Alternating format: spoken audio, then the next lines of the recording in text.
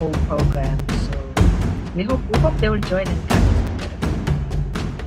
You know what they said they were so impressed with is that on the poster is one of those little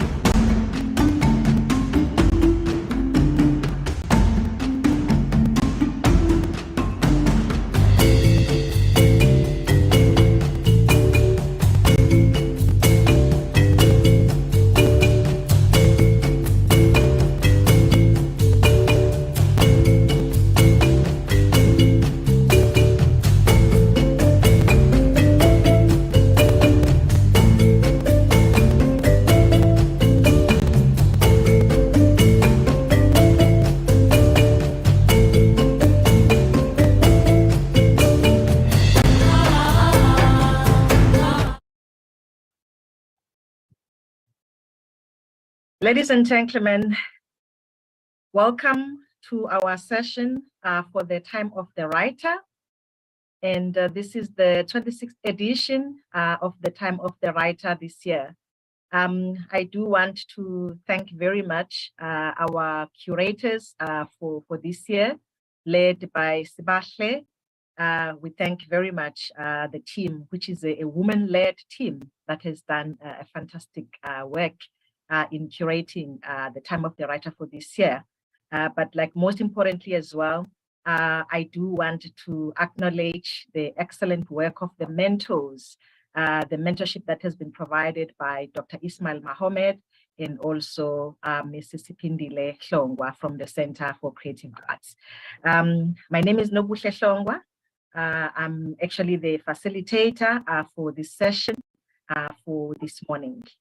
I've got two colleagues who are with me this morning. That is Dr. Andrew J. Bethke and also Dr. Sylvia Zulu, who are with you today, who will be sharing the excellent work that they have been doing in terms of promoting multilingualism in higher education.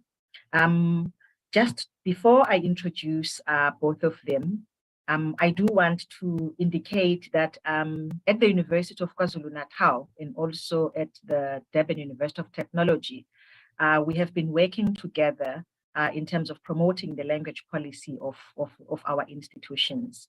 The NIHSS, which is the National Institute for the Humanities and Social Sciences, gave us a grant on the intellectualization of isiZulu in our 4 institutions. The other 2 institutions that are part and parcel of that project is UniZulu and also the Mangosuthu University of Technology. So quite a lot of work has gone through that project. Siyabonga kakhulu. I must mention that in our session, we will be using both English and isiZulu. So do take note of that like every now and then, I will be switching from English into isiZulu so that like you see how bilingual we are as the University of KwaZulu-Natal. So in between, I will be doing that.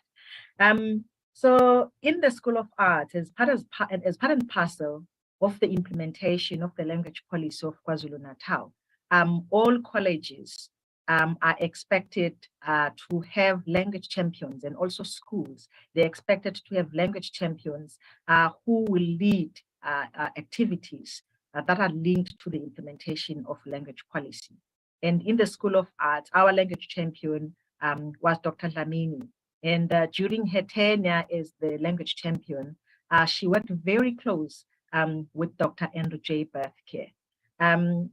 Dr. Andrew J. Bethke, whom I'm just going to introduce shortly, has done an amazing work, colleagues, and to our viewers at home.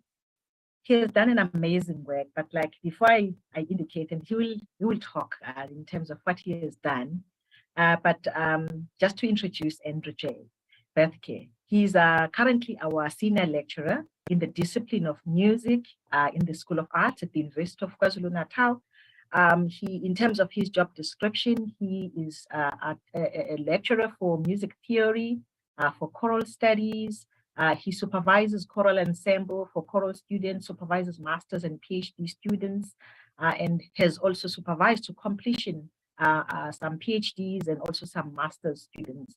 So he administers the department's annual online audition process and website, because like for all our music students, before they enroll, before they are accepted at UKZN, they should go through an audition. So he administers all of that.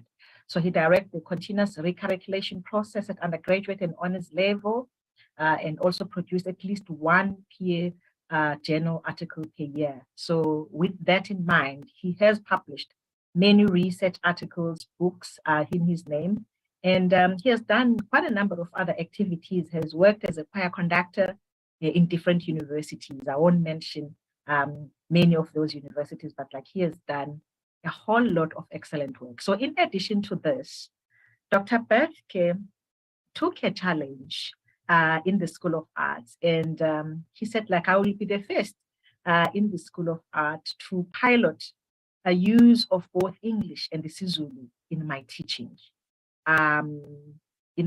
So that is what he has done. So I'm gonna request Dr. Andrew J. Bethke just to come in and share with us his journey, how he has conceptualized the whole teaching of his modules in both English and isiZulu. Not only has he done that, but he has also provided students the opportunity to also use isiZulu as an additional language for assessment. So that is how far he has gone.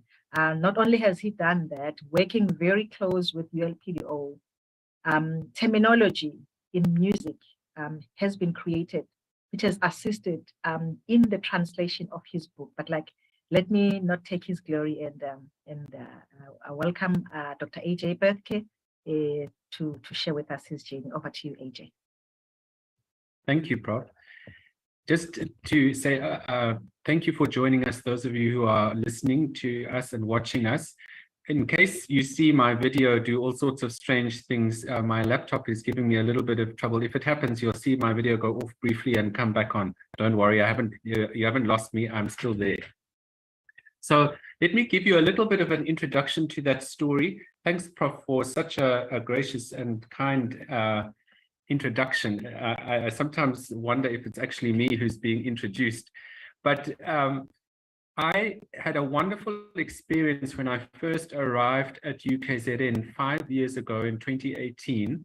All new staff members go through what is called, or was called, the University Education Induction Program. And I'm not sure if they still run that, but when I arrived, we had to do 4 modules related to our teaching endeavor at the university. And in one of those modules, we were introduced to the university's language policy, among other things. I think it was the one on teaching and learning. And the facilitator asked us to read through that one evening and then to give feedback on it the next day. And I'd never come across a language policy at a university before, and I think that was primarily because I'd been a part-time lecturer before I came to UKZN. This time I was now much more integrated into the whole university fabric. And so I became aware of what the university's aims were for bilingualism and multilingualism, but primarily to develop Zulu as an intellectual language. By that stage, I'd already been teaching in the music school for about 4 months.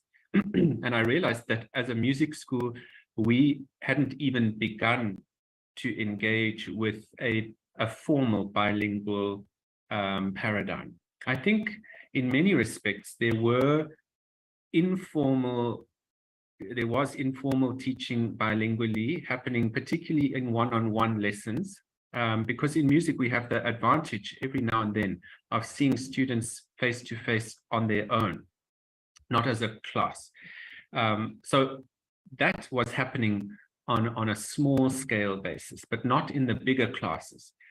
And I thought at the time, I wonder how I can integrate Zulu into my theory teaching. I teach music theory, so the notation of music, and that's Western staff notation and tonic solfa.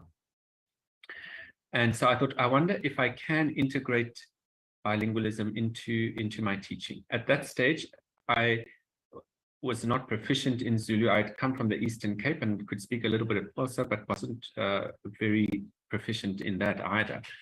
And I thought, I wonder if it's possible for somebody like me who is not good in Zulu to be able to still teach with it. So initially what I envisaged was creating short videos of particular concepts that we were dealing with in the theory classes, together with a senior student who'd already done these concepts before and could co-teach with me on the video. And we experimented with that. I got 2 third-year students, actually 3 in the end, 3 third-year students to twin with me, and we went up to Westville campus where they have a recording studio. And we recorded short videos, usually between 10 and 15 minutes long, which detailed specific music theory concepts. And we would do it together. I'd start in English, and then the student next to me would reteach, sometimes in a slightly different manner as well, that same concept in Zulu. And this was before COVID. So we were just, and at that stage, Moodle was quite a new thing for me, the online platform Moodle. Many of you, if you're at UKZN, will be familiar with it as Learn 2022 or Learn 2023, what is called now.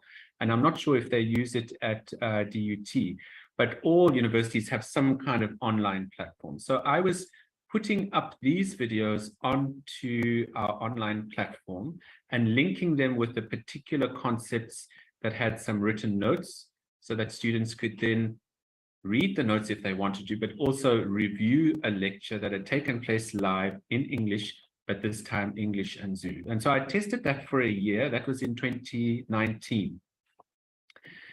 And at that stage, I had mentioned it, I think, to Prof. Langa Kumalo, who was working in our language development program at that point. And he said, please speak to your school board to tell them what you're doing. So I duly did that. And that's where Dr. Dlamini came into the picture. And she came alongside and said, I'm very excited about what you're doing. How can I support and assist you? And so that's where our relationship developed. She works in Pietermaritzburg and I in Durban. So we've only met live together once, but the other times we've been speaking over email or through Zoom or Teams or whatever the case may be. But we've developed a very pleasant collegial relationship in working out how to best facilitate bilingual teaching. And I showed her a textbook that I was writing at the time. And I was, at the same time, I must say this, the introductory courses at UKZN helped me to conceptualize all sorts of things differently. It wasn't only about language that I was challenged, but also about decolonization of the curriculum. And I thought, I wonder how one can decolonize something as Western as staff notation. And I started thinking along the lines of, can I embed this formal way of writing music more locally by using local music as an example to show how the system works, and to consider it more of a system that can be applied cross-culturally or trans-culturally. So I developed a textbook in 2019 that tried to put these ideas into practice. How could I use local songs that people, all of our students would know, something like the national anthem. The national anthem has all sorts of characteristics that one can use to teach a staff notation. I also used a song, Shosholoza, which all of them know. I used a hymn that many of them know called Liza Lizindinga Lako. I used Senzeni Na, the freedom song, Senzeni Na. All of them have characteristics that can be used to teach note values, to teach pitch, and so on. In fact, this very week, I have been teaching a way of reading notation from a rhythmic perspective using Shosholoza, which the students love because they can get it straight away. I found that that was a successful way of embedding the system into something that they could grasp more easily in a cultural perspective. And my hope was to encourage a kind of a deeper learning than had been taking place. I think many lecturers will know that when you have a subject that is very deeply embedded in Western consciousness, to try and help students to understand that the system that's around it is not necessarily applicable only to a Western context, but can be broadened out quite widely, like the Roman alphabet that we use to write down Zulu or Xhosa or Sotho or Tswana has been very helpful. but it is still a Western construct. Same with the music things. How can it be adjusted or used more creatively in a different context? So I introduced them to this in the hope that when they get to senior level of undergraduate, level 3, or if they're going to honors or masters, that eventually they may start to challenge the Western staff notation system and develop a local system that may be more suited to the needs that they have. Anyway, that's the long-term vision. The short-term vision is to teach the system more culturally relevantly, to root it in South Africa. So the textbook emerged, and I wrote it, funnily enough, when our students were protesting at the beginning of 2019, and we were closed for 3 weeks almost. So I thought, well, let me use this time creatively, and I wrote the textbook for them. And it was used for the first time then. And Pandila saw the textbook and she said, you know, we really should look at possibly translating this into Zulu. And that's when we contacted Prof. Khumalo, and we said, Prof, we don't have all of the right words to bring this through into Zulu. What should we do? And he said, I know exactly what to do. We've done this for other departments already. He'd done it for architecture, I think, and law.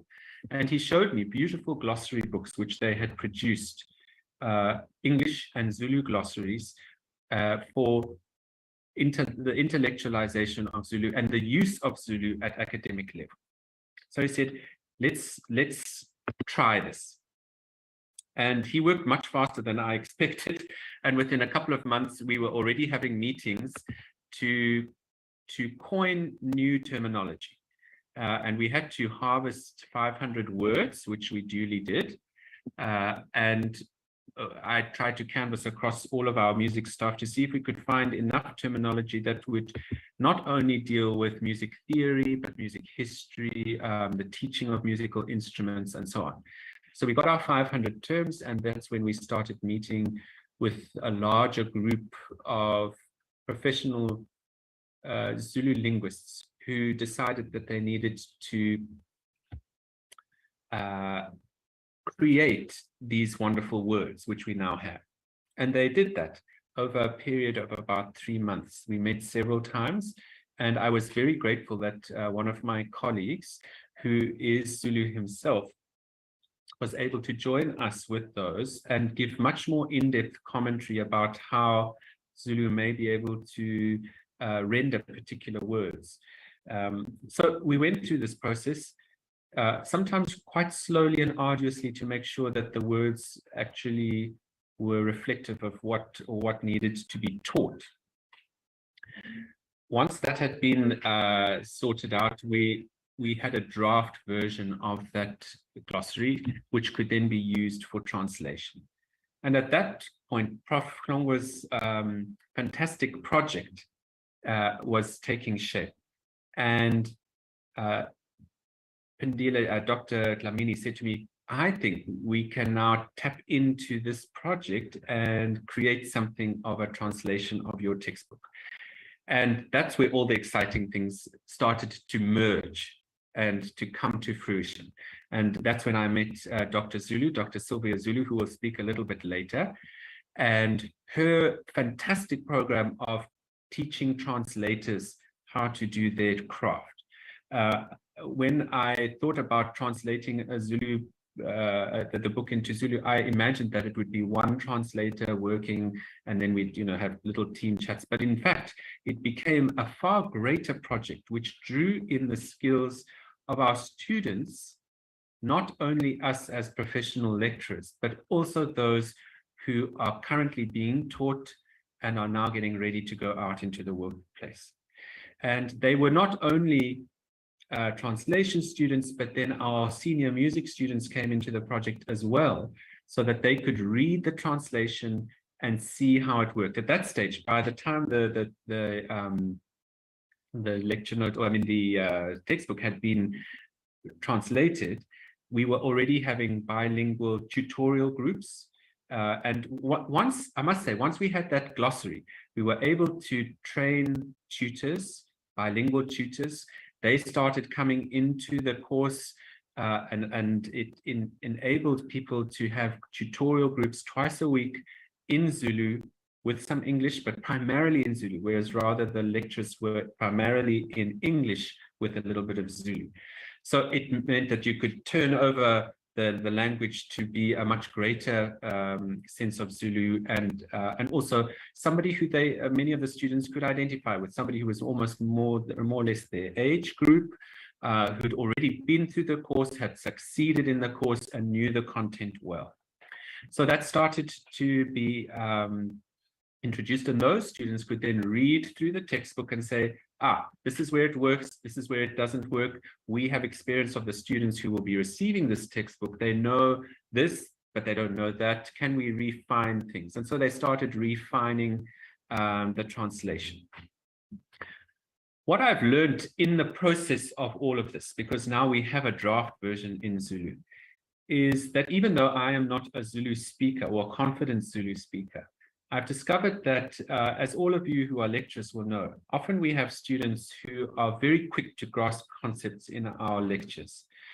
And what I've been able to tap into is those who are quick, to say to them, okay, now can you try and explain this or retell this in Zulu? And I've been amazed in the live classroom setting how well that has worked.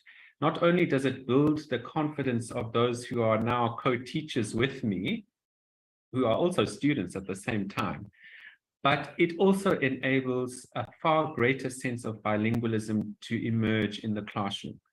Not only that, but it encourages a really wonderful sense of, I want to say, like a pastoral nature of the group. The students are beginning to nurture each other and then look to me for guidance and helping them when issues arise, when they can't understand, even when everybody can't understand. How do I help them to see it? And then when one person has got it, then they can share that with the rest of the class in Zulu. It's worked very well. It means that there is a very strong bond between me and the students, and between the students and each other. And they look to each other. Sometimes somebody gets one concept, but another person gets another concept. It's very seldom the same person getting the same concept over and over again. So it's much more of a democratic idea of a classroom, very much allied to critical pedagogy, which says, you know, the lecturer, yes, may be the subject expert, but it's not necessarily the teaching expert. And so I like to look at the class like that, where we can find emerging teachers there and then.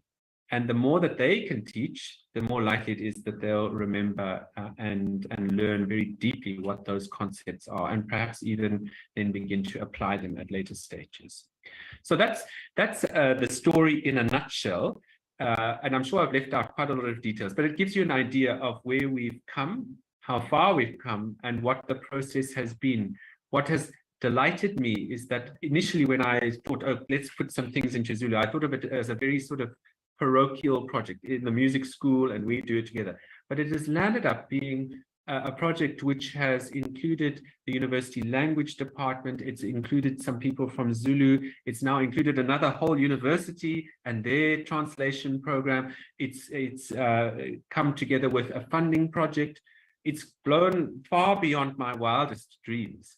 And it's meant that I think the product that we have in the Zulu textbook and in the videos that we've been able to produce over the last few years, something that hopefully will be much more lasting and impactful than simply an English lecture about Western staff notation.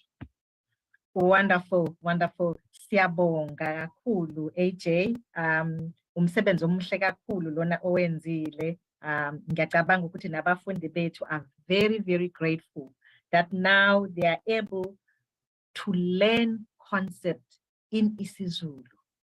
So I'm really, really, really excited about this. And other than us having this session here as part and parcel of the time of the writer, so I think as part and parcel of our transformation series in the College of Humanities, we will be organizing another big workshop or webinar where you will be taking us through this journey once again, now with the university community on board, with the other colleges so that like they see what you have done and what the assistance that has come from NIHSS, how it has assisted us and how we are collaborating with the other universities. This is fantastic. This is fantastic work. Now, let me now turn to Dr. Zulu. To our listeners at home and to the viewers who are with us, let me introduce Dr. Zulu briefly to you, and then I will request her to engage us as well. Dr. Zulu is a senior lecturer and the head of the Department for Media and Language and Communication at the Durban University of Technology. She is a professional translator and has translated various books into isiZulu. So the work of intellectualization has been happening for a long time within Dr. Zulu's portfolio. So these are some of the books that she has translated: Exploring the History of Ukahlamba Mountains by John Wright and Aaron Maisel, Zola by Mark Lewis and Tanya Zek, Her Story, Daughters of Mojaji by Tandiwe Matthews, Dear Girl Child by Carol Nkambule, just to name a few of the books that she has translated. Her research interests are in linguistics and translation, as well as interpreting. So she has successfully supervised to completion several BTech students, masters, and also supervised a postdoctoral fellow to completion. Dr. Zulu is a member of the NIHSS project that I spoke about, which is funded by the National Institute for Humanities and Social Sciences. So that project had several sub-projects. So Dr. Zulu and Dr. Dlamini were working in about 2 of those projects. So I will now like to invite Dr. Zulu to share with us her journey as a translator, and also maybe to zoom into the experience in working with her students in terms of translating this book, Fundamentals in Music Theory, that AJ has been talking about. So over to you, Dr. Zulu. Siyabonga kakhulu ngakhuleka ungasebenzisa isiZulu usebenzise nolimi lwesingisi ukhululeke nje. Siyabonga.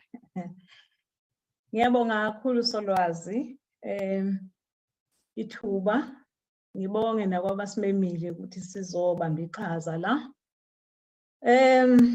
Ijeni yethu ke noma uhambo lwethu lude lusuka kude.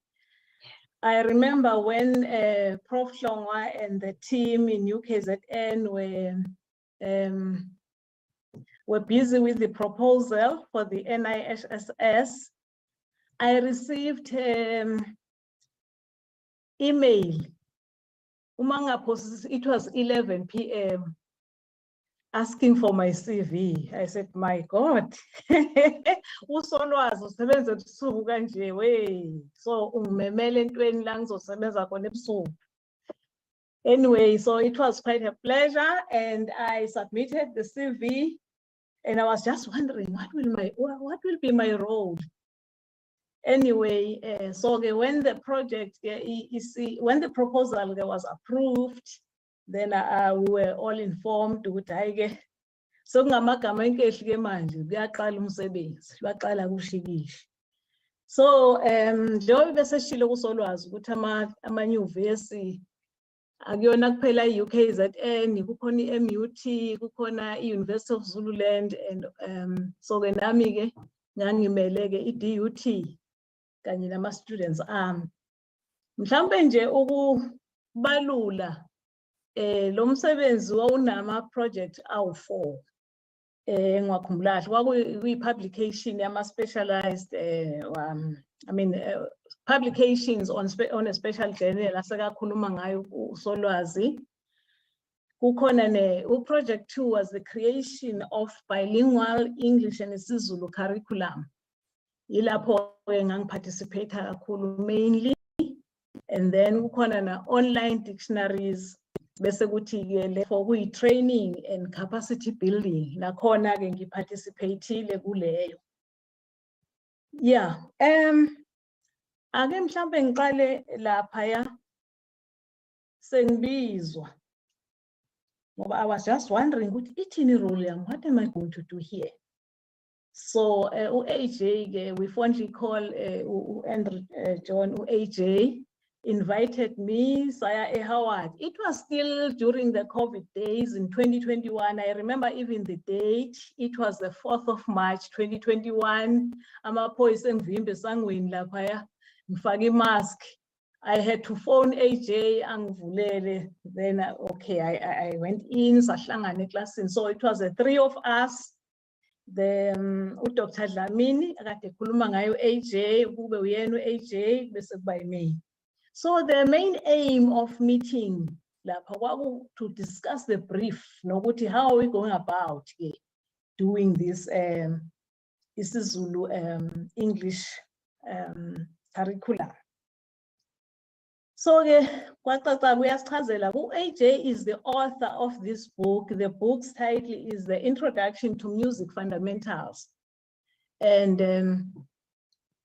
because he was the author, he was also the initiator of the translation, or we call it the commissioner of the translation. Kumele asichazele ukuthi ibrief ithini, umyalelo uma sihumusha ubaluleke kakhulu. Kufanele wazi ukuthi uhumushela bani, yini yona le oyihumushayo.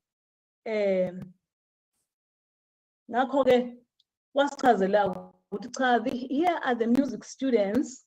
And they are English second language students, but they are also mother tongue speakers of isiZulu. Ngathi hayi ke AJ ushentshweni ngoba phela abafundi bami lapha engibalolongayo i-language combination yabo is English and isiZulu, and they are also English second language speakers, and also they are mother tongue speakers of isiZulu. Umehluko nje phakathi kwalaba bantu kwalama students ukuthi lawa se-UKZN are specialists in music, lawa se-DUT are not specialists in music but specialists in translation. So ke kuhlangana ke abantu abaziyo ngomkhakha wabo. Uma ke sesanalisene ukuthi sizo translate kanjani ibrief ithini, ngabe sengibuyele emuva ke nami ke e-DUT. Ngenhlanhla ke I used to teach i-module ebizwa ngokuthiwa i-language and translation practice 3.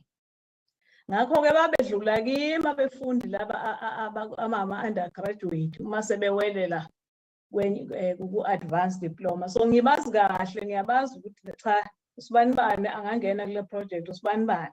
Nokho-ke kodwa kwakuyisikhathi se-COVID njengoba ngisho nje, abanye ama-students ayesemakhaya. Kodwa nokho I did put together a cohort of 6 students. So awu-3 ke azokwenza i-translation, awu-3 amanye azokwenza i-interactive editing. So ke ngaqala ke ngahlangana nalawe translation ke. Kwafuneka sibukeke. So AJ wayesinikezileke. We had 2 books. Actually, it's the same book in Word format and the other one in the PDF format. It's very important to translate what you get the Word format so that when you translate, you can type over. Kodwa futhi ube nayo le PDF ngoba kuyenzeka when you translate uzugcina usucime nokunye. So you need to check kwi-PDF le ukuthi usahamba ngakho yini, akukhona osukushiyile noma wacima. So kwafuneka manje ngiqale phansi ki-brief ngiyichaze. So ke ayikaba excited ama-students, kodwa ke njengoba kujwayelekile kumele aqala i-analyze le text, ayihlaziye kahle ukuthi okay inhloboni yona le. So ke ngoba ke base beqeqeshiwe, i-text analysis is part of i-translation and noma i-language and translation practice module. So ke i-text analysis eyenziwa translation akusinoma yiphi i-text analysis, ziningi inhlobo. So it must be a text, it must be a translation-oriented text analysis. Kakhulukazi balandela le kanodi lokuthiwa i-step by step. Umuthi step by step nje ngiyazi lapho bekhona abafundi bami base-DUT sebeyazi ukuthi ngikhuluma ngani sikanodi. Lapho sithi ubani obhalele text, eyibhalela bani, eyibhala ngasikhathi sini, nganhloso yini, ithini content lapha. So-ke bayi-analyze-ke babona nokuthi i-technically isebenzisa i-vocabulary nje especific lokungana akudlaliwe bandla. Kodwa-ke futhi sasinikiziwe-ke ama-aids, angithi izinsiza njenge-terminology eyiqhamukeke kwa-ULPDO. Yeah, standardized u-pencil. So-ke basebenzisa yona-ke. Angihlali nginabo mina. Ngidame ngibalunguza nje noma ufacilitator eze mangabe sebona ngathi kuney'nkinganyana. Hhayi-ke bahlala phezu kwayo-ke, bahlala phezu kwayo. This is an 82-page book. So-ke okwathi nje hawu ngabo Juni, hayi bathi sesiqedile. Awu seniqedile? Yebo. Hawu. Uma-ke sebeletha bathi kodwa-ke kube khona ama-challenges esibe nawo. Ngithi naye kufanele phela siwezwe iy'nselelo ukuthi nibe nanselelo zini. So we looked at those, I'm not going to discuss zonke kodwa nje ngizonidiscussela i-example eyodwa.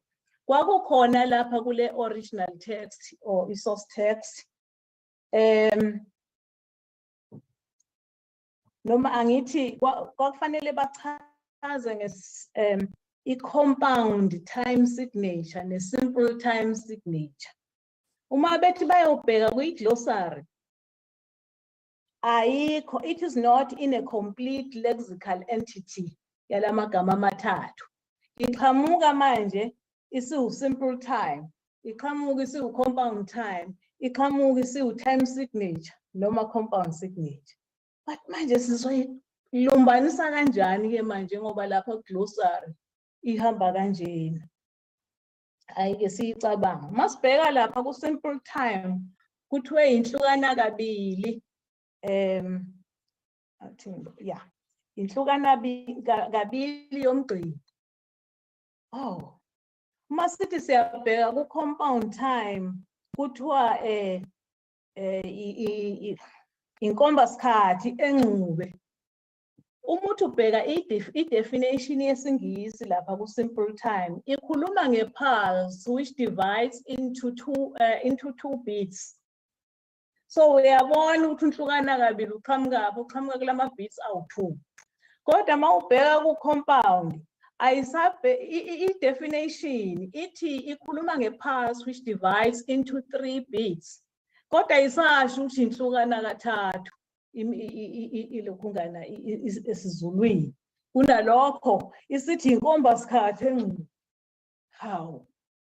Kwasekhulunywa ngenkombasikhathi, isikhombasikhathi siyalibona leli gama lika-time lapha ku-compound signature. Kodwa leli gama lesikhathi futhi belingavelanga lapha ku-simple time. Bekuyinhlukana kabili nje. Oh, hayi sagcina sithi cha. Ukuze singadeviate bese siphuma kwi-terminology esi-standardized ngoba kumele siyihloniphe i-terminology standardized. Asilumbanise kodwa ngaphandle kokudeviate. Ngakho-ke sagcina sesiqhamuka nenhlukana kabili yomgqiqo yey'nkombasici ku-simple time signatures. Uthi laphaya ku-compound time signature kuba inkombasikhathi enxube yezinkombasici. So-ke ngisho ukuthi-ke kwakumnandi bayafunda labafundi bami. Kwashaya isikhathi sokuthi manje lo msebenzi kumele bawudlulisele kulaba abayithathu futhi ababezokwenza i-interactive editing. Siyabonga kakhulu u-NIHSS ngoba njengoba kwakuyisikhathi se-COVID nje babedinga ukuhlangana imihlangano yabo ku-MS Teams badinga idatha. So-ke ngesinye isikhathi nje ngambhalela uSolwazi ngathi hayi engathi siyadinga manje abafundi bafuna ukuhlangana phela lapha ku-Teams, funeka idatha ithi kubaningi ukuze imihlangano yenzeke kahle. Ngakho usolwazi wasichasa-ke esebenzisa imali ka-NIHSS. Umfundi ngamunye ethola nje u-10 gig. Hayi, into ababeyijabula bethi hey, nasebusuku njengoba sithole lo 10 gig nasebusuku khona omunye u-10 gig nje. So sikwazi nokwenza umsebenzi wethu wesikole kulelo phungane. So-ke hayi kwasijabulisa-ke lokho. Nokho ngicabanga ukuthi uma ngikhumbula kahle sahlangana kathathu bengibiza, sihlangana kungamasonto, sihlangane ku-Teams, sibhekisisa-ke nathi umsebenzi lo ngibadlulisa ngibachushisa lapho bengaboni kahle khona. Okwajabulisa kakhulu okwabajabulisayo kwathi uma sebeqedile noma-ke ngeqile ukuthi vele babekade betholile ama-commissioning letters ayeqhamuke e-UKZN, babhala ama-particulars abo, bayibona ukuthi hayi bakhula bazona into zokudlala. So ngakho-ke bahola phela bathola openyana, ngakho bajabula kakhulu. To them i-project le yabanika i-real work experience, ngakho lokho kwabajabulisa kakhulu. Baze bahola nemali. Kumanje-ke nje ayi bahlale bengibuza ukuthi kanti ayisaqhamuki yini i-project. Nokho kuhambo lwaludlula-ke la kwi-interactive editing, ludlulela ukuthi hayi-ke sesibuyisele e-UKZN. Njengoba eshilo-ke uDr. Betke, u-AJ, ukuthi-ke we needed the target readership manje, ukuthi they must review this work. Ake bafunde bezwe ukuthi ukhuluma nabo yini umsebenzi, ngoba kuyenzeka uthi uyahumusha kanti ushaya eceleni, usebenzise namagama i-text readership angamukeleka engawathandisisi kahle. Ngakho-ke kwaba khona-ke futhi abafundi ababili-ke ngithi babenza i-honors degree. So esahlela umhlangano nabo kwakuyibo bobabili, ku-AJ, ku-Dr. Dlamini, kuyimina. Sesibuka-ke sebewubukile umsebenzi nabo njalo baphiwe idatha ngoba sihlangana ko-Teams, sihlangana ko-Zoom nje, idatha nje yayichulula nje u-NIHSS, ngakho asinankinga. Hayi-ke ixoxe-ke indaba, nitholeni uma senifunda lapha? Hayi cha, kuyezwakala kodwa amanye amagama athanda ukuqina kasiwajwayele. Uyazi nje staff notation thina sijwayele igama elithi Zakila nje, igama esilaziyo nje igama leZakila. Hayi-ke sijabule, so unique nje siyithandayo lesisebenzisayo. So-ke bebheka-ke namanye ukuthi ayi cha, leli sengathi ningake lini-translate lisondele lapha esiNgisini. So we had to do some transliteration ukuthi li-translate igama kodwa lihambisane ne-spelling so sasesiZulwini njalo njalo. So-ke baphawula ukuthi hayi la ayiselilikhuni kakhulu leli, sengathi nje sifunda ulimi olusha-ke manje la. So-ke sakuthatha konke-ke lokho kuphawula. Angizukuwabalula-ke nokho ngoba sabuye uDr. Dlamini-ke wabe waqhubeka wasenza i-analysis-ke, se-analyze-ke manje ukuthi laba ba-translate-ile kade behumusha basebenzise ukuhumusha kuni, imaphi ama-techniques noma ama-strategies abawasebenzisile. So-ke kwakuyindaba endeke yonke leyo, sibuka nokuthi hayi lesi sihloko sencwadi ukuthi basi-translate kahle nje, engathi asikho happy kahle. Hayi leli gama lomgogodla hayi asithi isingeniso sokuyisisekelo kozumculo. So-ke lahamba nalo nje kwaba i-process endanyana, sivumelana siphikisana kwaze kwafika lapho. Ngakho-ke ngiyathokoza ukuzwa-ke ukuthi-ke isiyasetshenziswa noma i-draft lencwadi emaklasini ukuthi abafundi bezwe kangcono, ngoba vele injongo kuwukuthi abafundi siyi-decolonize incwadi le, bezwe isondela lapho bekhona, isondela nange-understanding. Umuntu uma ngabe efunda ngolimi lwakhe uzwa kangcono, anga-memorize kodwa nje ayizwe lento ayifundayo. Ngiyajabula ke nokuzwa ukuthi izogcina ke ipublishiwe incwadi. Ibhekwe ngamehla amhlophe ke nase-DUT. Asizona into zokudlala lapha e-DUT. Uprofessor Kruger nje uthi hayi ufuna ukuyibona kahle le ndaba.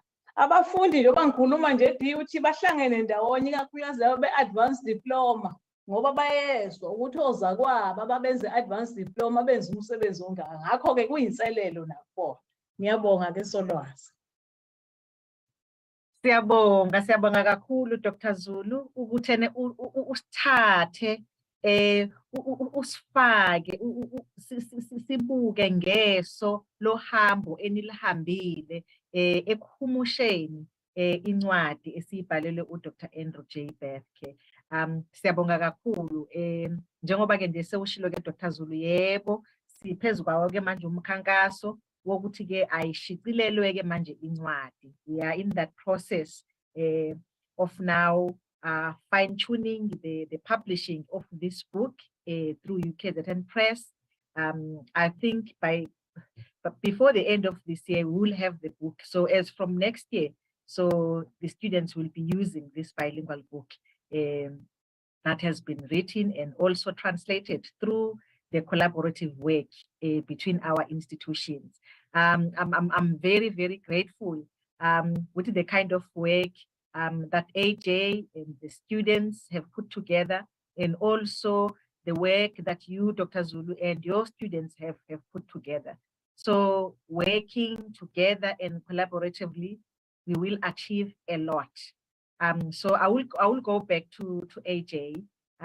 Before we started to come live, he did mention that there is also an article that the three of you, Dr. Zulu, Dr. Lamini, and Dr. Bethke are putting together. Maybe I'll give you about 3 to 4 minutes, AJ, just to briefly comment on that, and also maybe your closing remarks, and I'll also go to Dr. Zulu for her closing remarks. So this project is the beginning of many projects we will have, but our universities need to know that the entire intellectualization project is a long one, but we need to start somewhere.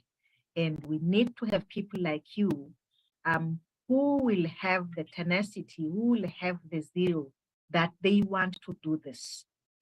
We don't want to push people, to force people to do these things. So it must come out of their own will that like, this is important for the transformation project of our higher education.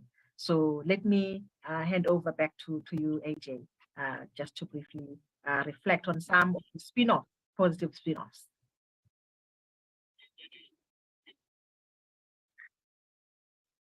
Thank you very much. We can take the question. Let me see the question.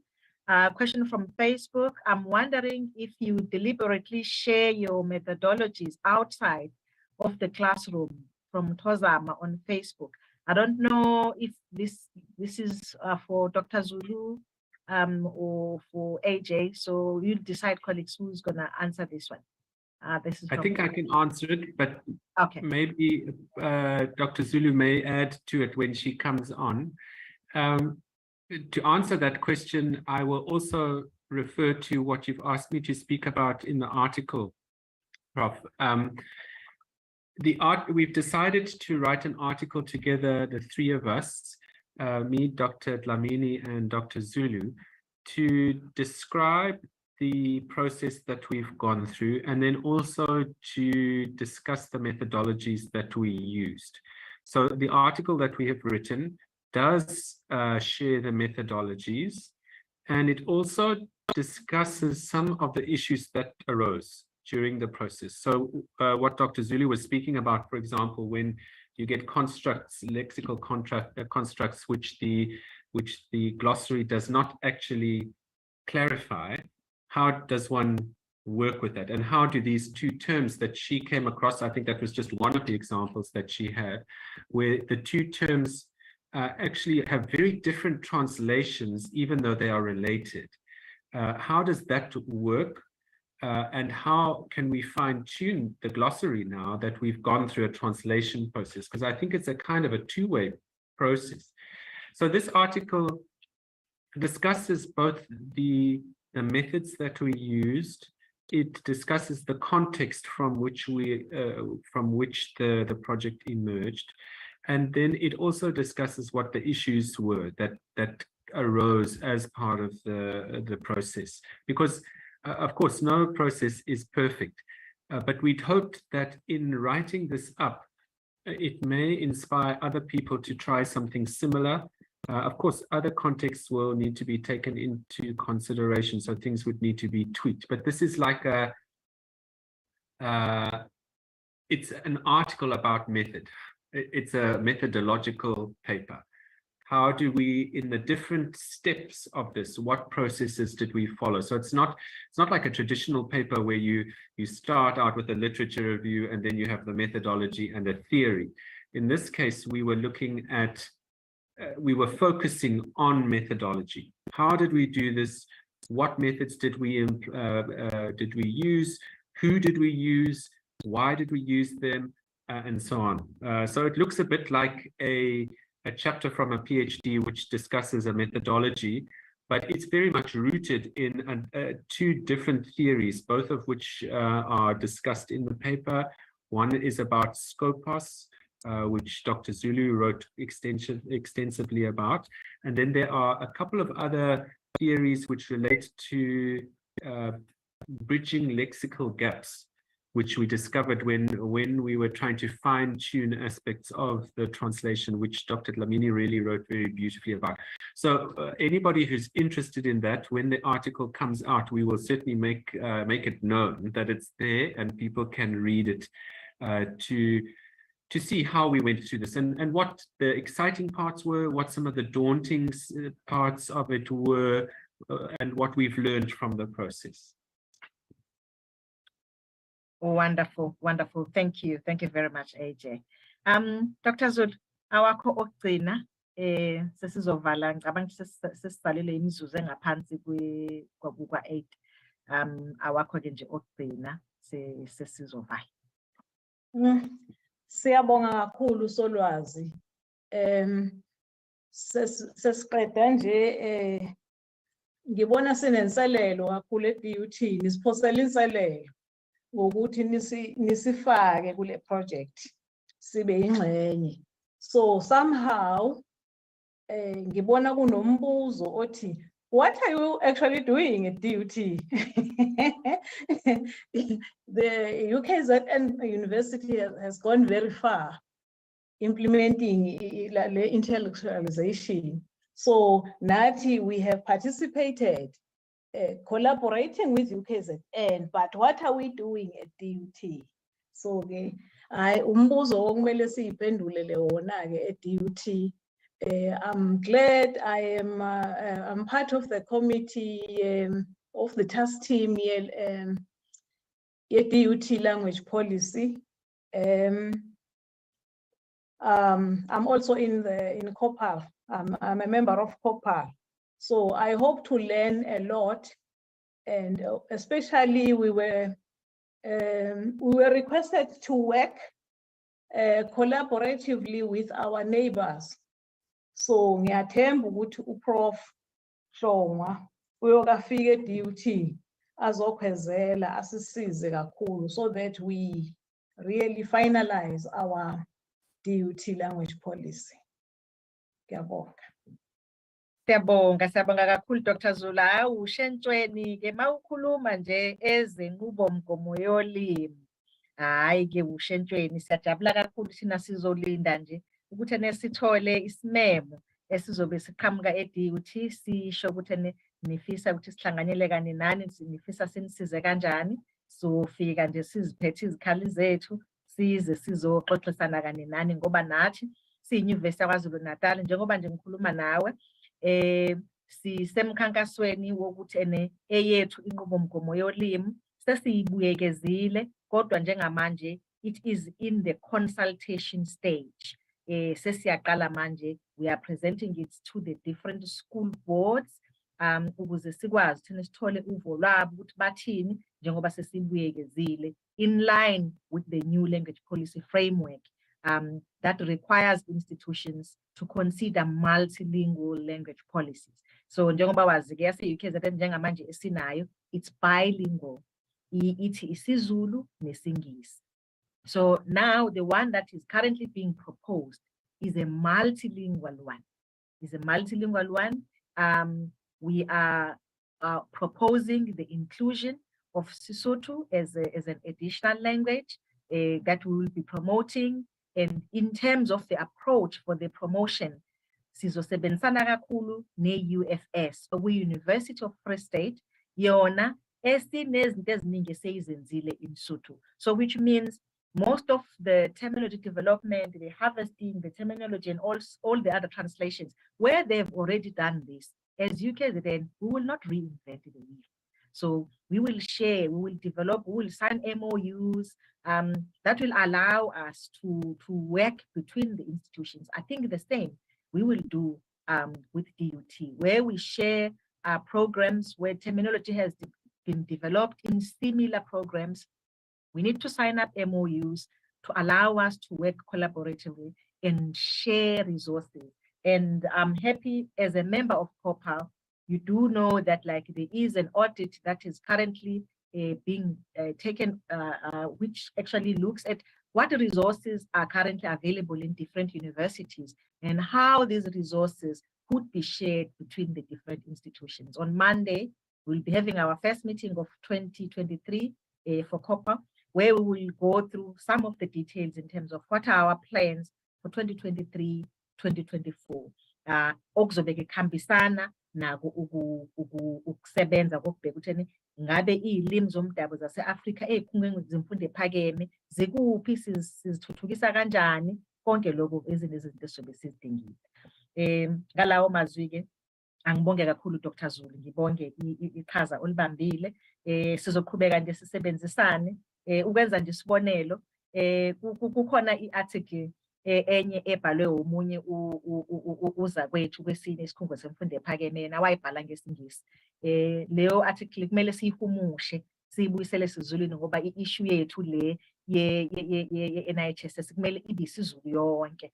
Ubatshela abafundi-ke ukuthi ukhona umsebenzi okhona esizowuletha ukuthi sicela basibhekele wona, bese-ke futhi-ke siwuhlola ukuze ungene khaxa, ukuze wonke ama-articles ethu azobe ekwi-journal issue yethu abe ngesiZulu. Kuningi-ke nokunye-ke nje esizobe sikuxoxe, kodwa nje ukusebenzisana kwethu kusazoqhubeka nje kuye phambili ey'ntweni eziningi. Dr. Beth-ke, thank you so much. Thank you so much for being a trendsetter. You are a trendsetter in our school and in our college and in the university. So we look forward to another webinar where you will be sharing, and maybe we will invite you, Dr. Zulu, I think maybe both of you, and maybe invite Dr. Dlamini, so it will be the three musketeers, maybe doing that webinar. Maybe at that time, like your article will be done, so it will be nice, the three musketeers, just to share with the university community the road to translation, the road to intellectualization, how we involve, how we do go about tutor training and all of that, and the whole work that goes towards making an African language a language of teaching and learning. It's something that is possible, it's something that is doable. We thank you very much. Siyabonga kakhulu ngomsebenzi omuhle nisenzele wona. Sinihloma nje uphaphe legwalagwala. Asike sibongeke kakhulu futhi kuma-curators time of the writer, nokuyibona-ke abakwazi basinikele lithuba lokuthi sikwazi ukuthi sizothi fahla ngemisebenzi esiyenzayo. Isikhathi esiningi mangabe sisebenza as academics, eminye imisebenzi abantu bagcina bengayazi ngoba siyayithatha imisebenzi yethu sihambe soyipublisha kuma-articles. It get published in articles. Some people don't go and read those articles. So it's very, very important that like we have such platforms where we are able to share some of the research, some of the things that we do. With those words, thank you very much to our listeners. Thank you very much, Bash, and your team for making this possible for us. Thank you very much. Bye-bye now.